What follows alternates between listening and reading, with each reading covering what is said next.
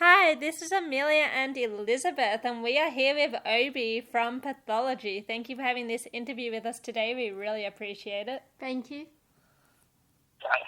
Absolutely. So, how's everything been going for you? It's kind of like the Twilight Zone, but you're getting through it, I guess. The world has become terminally weird. But, I don't know, besides that, life's okay. Life's pretty good. And do you have any shows coming up? No, we don't. It's been kind of like an off and on type of thing. I mean, we have things lined up, and then they fall through, and we go back into lockdown, and then, it's just, there are shows, but they're few and far between. And we're also kind of laying low until the album comes out so we can really, push the new stuff, And what can fans expect from your album, Everlasting Plague?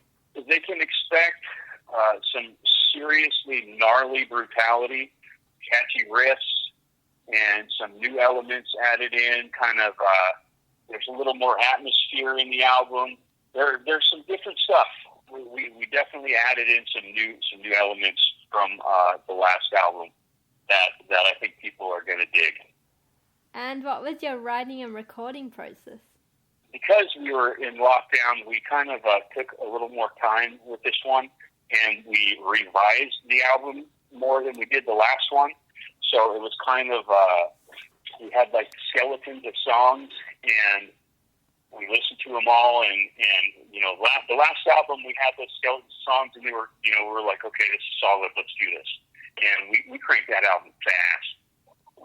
But this one, we were at the same place, and we're like, I don't know, is this as good as the last one? Is this as catchy? Is this it? And it was, the answer was no, so we kind of went back to the drawing board and threw some of the songs back in the meat grinder, and Dan, our guitarist, just, went nuts with it and put a lot of new elements into the songs. And when I got those back, I was like, holy shit, man, this is different. This is way different, and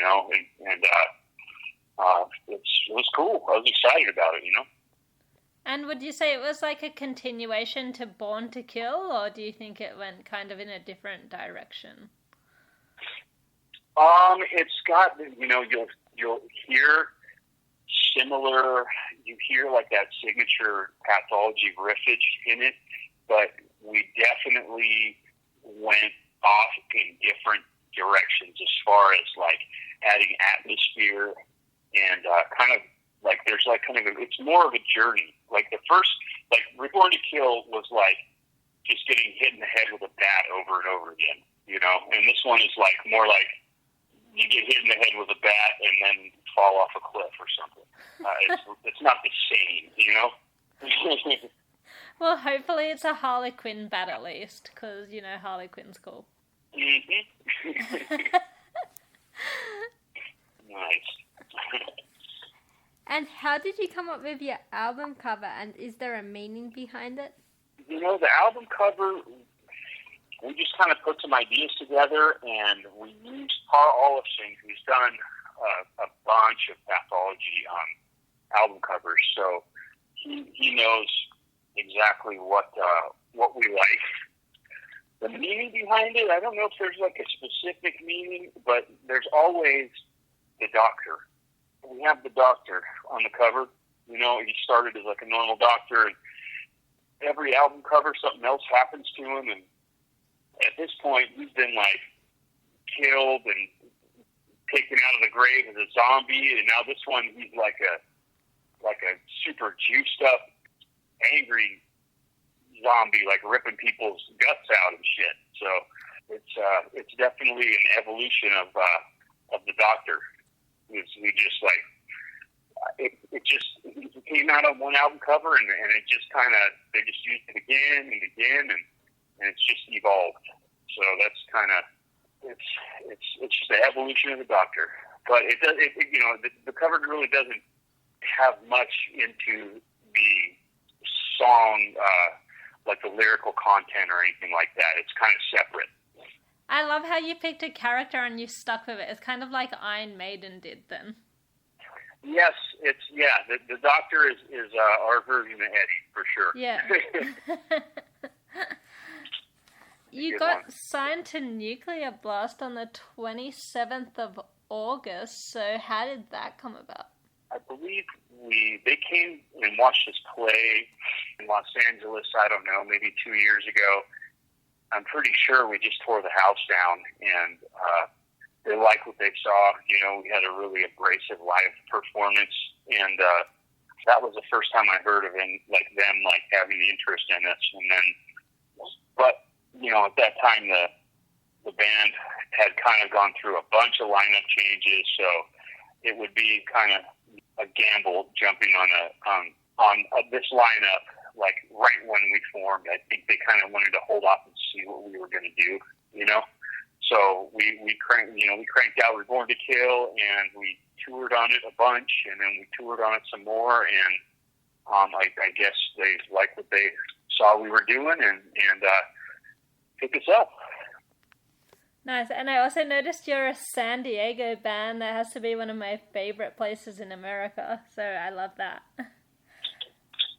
It's a pretty nice place, definitely. You know, I'm actually the only person that doesn't live in San Diego. I'm about 40 miles north of Los Angeles, but all those guys are San Diego locals, born and raised, and they all live within like 15, 20 minutes of each other. Nice. And now we're going to ask you our signature question. So if you could have any band play one of your songs, which band would it be? Which song would it be? And would it be in your style or their style? Oh my God, that's a crazy question. Oh geez, I could totally nerd out on this one. Do it, nerd out. Could I have maybe? I would like to see what 1992 Cannibal Corpse would do with the song "Submerged in Eviscerated Carnage" off the new album. That would be pretty cool. That would be cool. And that's a super heavy song, and I don't know. I vibe on Chris Barnes' old stuff a lot. Like I use that. I love that dude's work. You know. Yeah. Definitely. Early Cannibal Corpse is like what got me into death metal to begin with. You know. So I don't know. I always go to the Barnes era Cannibal Corpse for some reason. I'm a dork like that. What's your favorite festival and why? I haven't been. I mean, that's a huge Europe thing, and I've played a couple of them. In the United States, there's not that many. I want to say my favorite that I've been to is the Las Vegas Death Fest, which is now. It actually just happened this past weekend. It's called the Sin City Slaughter Fest. It's unbelievable to have all these death metal bands playing right on Fremont Street, like in Las Vegas, like right where all the casinos are, like all the crazy shit you see like on TV with the giant overhead screen and and there's a death metal fest right there. It's wild.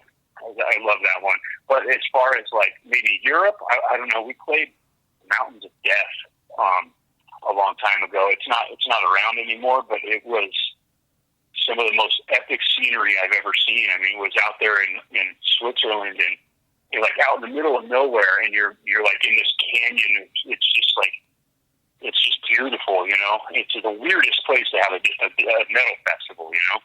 And what was your first ever concert? And can you tell us the story? My first ever concert? Yeah. Yes. Wow. Okay, you're going to make me go back and date myself, huh? Okay. All right, I'm game. My first ever concert, I went to Sepultura, Napalm Death, and Sacred Reich, and sick of it all. I saw them, it was a long time ago now. I want to say 1990, 91 or something.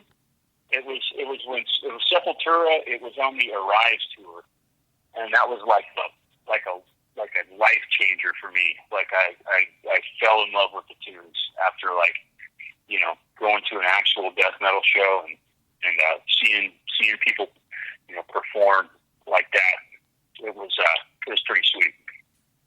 Oh, that's cool. That's an epic lineup as well. Oh yeah, definitely. And what's your favorite memory watching someone else perform live? Can you tell us a story? My favorite memory watching someone else perform live. I'm a big fan of Gorguts, and I never got to see them play as like a youngster, as like a kid. And then when they came back out on tour with, I want to say it was Carcass or something like that, maybe 10 years ago. And it was the first time, it's actually the only time I've seen them. They played, And Then Comes Lividity, or it's like the second, it's after like the acoustic guitar on Considered Dead. They played the song that was like my favorite song. It was that came out with the first song they played was like my favorite song of all time of theirs. And it literally, like, I didn't cry, but like I think my eyes teared up a little bit. It was like, I don't know, it was an emotional thing to watch, and it was fucking awesome. So that was probably a pretty memorable thing for me. I don't know if that's just me personally, Yeah, that's epic. Last question, is there anything else you would like to say to your fans? Pick up the new album and give it a spin. Let us know what you think, because me being a fan of death metal, I think there's something special in this new album, even compared to our previous stuff. It's still got the brutality, but there's like new elements in there that like bring something else. It's like a fucking journey. It's going on a journey listening to this whole album. It's pretty cool.